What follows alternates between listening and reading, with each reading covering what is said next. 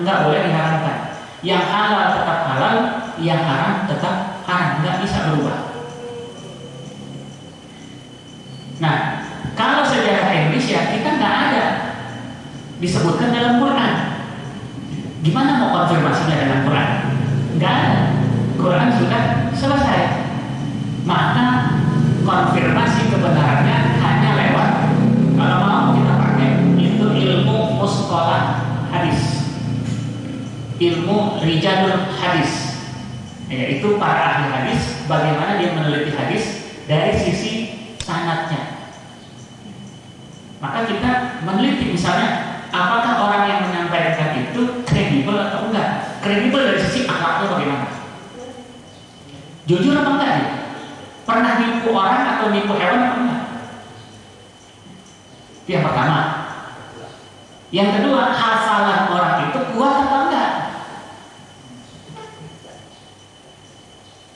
hafalannya kuat atau tidak, kemudian dia jujur atau tidak.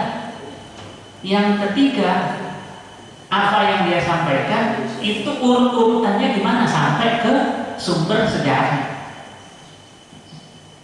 Paling tidak 3. Sampai nggak dia ke sumber asli, sumber awal. Yang kedua, jujur apa enggak dia. Yang ketiga, hafalannya kuat atau enggak. Itu ilmu dalam muskolah hadis. Jadi kita hanya bisa lihat sisi rasionalitas. Kemudian dalam ilmu sejarah juga ada ilmu misalnya tentang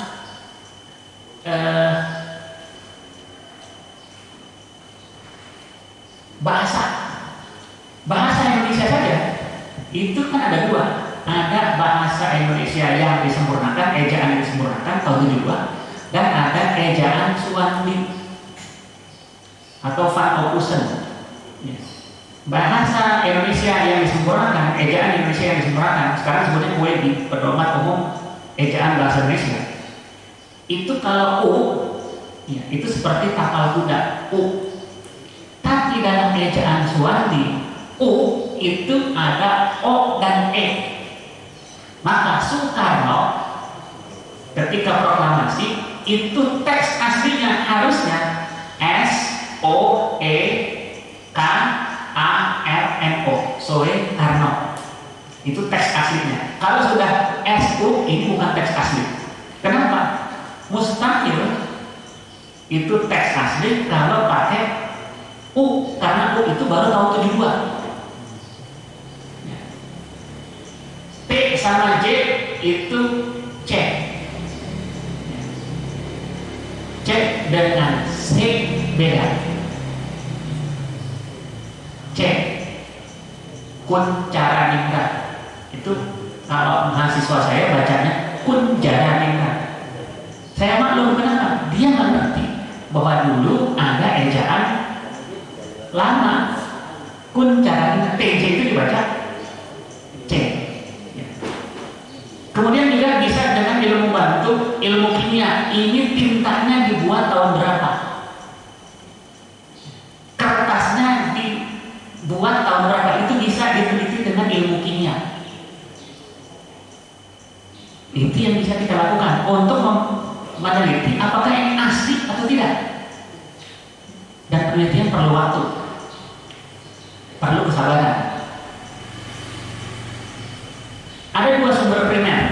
Dalam sejarah itu ada 2 sumber primer. Sumber primer yang berkaitan langsung dengan peristiwa seperti prasasti, bangunan, peralatan, atau pelaku, atau saksi mata. Sumber primer. Cuma kalau bicara soal pelaku dan saksi mata tadi, apakah dia jujur? Apakah dia saksi itu matanya masih awas? Kalau dia saksi mata tapi matanya udah rabun, ini ragukan kesaksiannya. Kemudian ada sumber sekunder. Para ahli hadis itu meneliti hadis bukan dari sumber primer tapi dari sumber sekunder. Maka dia meneliti itu dengan memverifikasikan. Diverifikasi dulu, diteliti dulu. Saya kira ini yang bisa saya sampaikan. Yang terakhir adalah apa pelajaran yang dapat kita ambil dari asal mula Islam di Indonesia. Yang pertama bahwa Islam adalah agama yang sudah ada di Indonesia sejak abad pertama Hijrah atau abad ke-7 Masehi. Walaupun saat itu belum ada negara, belum ada kerajaan, tapi sudah bisa dipastikan ada penganut agama Islam di Indonesia. Kalaupun misalnya belum ada orang Indonesia, minimal orang Arab atau orang India yang menganut Muslim yang menetap di Indonesia.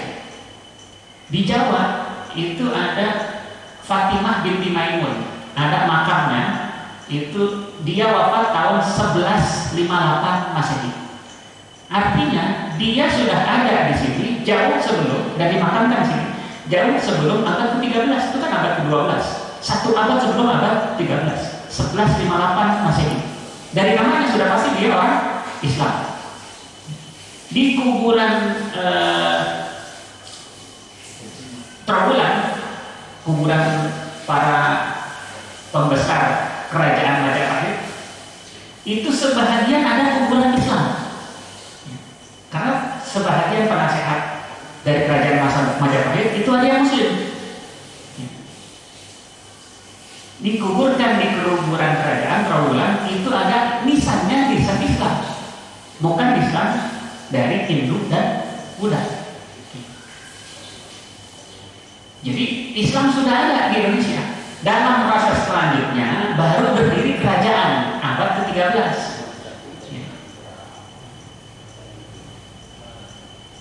Tidak mungkin muncul kerajaan Islam secara tiba-tiba jika belum ada individu dan masyarakat Islam. Mustahil. Kita diajarkan oleh orang Belanda untuk kritis, tapi orang Belanda ajarkan Islam Indonesia ada abad 13, yaitu dengan munculnya kerajaan Aceh. Emang kerajaan Aceh munculnya simsalabim? Kan enggak, kan ada prosesnya. Yang kedua, berbeda dengan agama Kristen, paham sekuler dan ateis yang baru hadir beberapa abad yang lalu, ya, abad 19, abad 18, membonceng penjajah Belanda. Berproses dari atas ke bawah, dari politik kekuasaan terus ke masyarakat. Islam berproses dari bawah ke atas, dari individu ke individu, kemudian muncul masyarakat, kemudian muncul kerajaan. Beda dengan Kristen, ateisme dan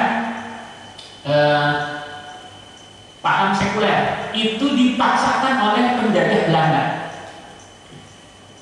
Kristen, paham sekulerisme, kemudian ateisme dipaksakan oleh kerajaan Belanda. Yang ketiga, oleh karena Islam sudah ada 14 abad yang lalu sudah hadir di Indonesia, di Melayu pada umumnya, maka telah berjalin kelindan dengan adat istiadat setempat, sehingga orang Melayu itu identik dengan Islam. Orang masuk Islam itu disebut orang jadi Melayu. Melayu dalam artian memang Melayu ya, suku, bukan Melayu dalam bahasa Jawa. Melayu kalau dalam bahasa Jawa itu lari.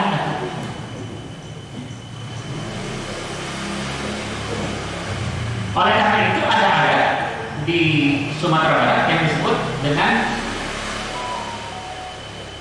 ini ada semacam panio, adat bahasa syarat bahasa di kitab pokok. Sementara itu yang bisa saya sampaikan, ini masih ada metode dakwah Islam Indonesia di masa awal. Mungkin kita lanjutkan di kesempatan yang akan datang. Sekarang sudah jam 6:10. Kalau masih ada pertanyaan dan ada waktu, silakan. Kita tutup dengan billahi taufiq wal hidayah. Assalamualaikum warahmatullahi wabarakatuh.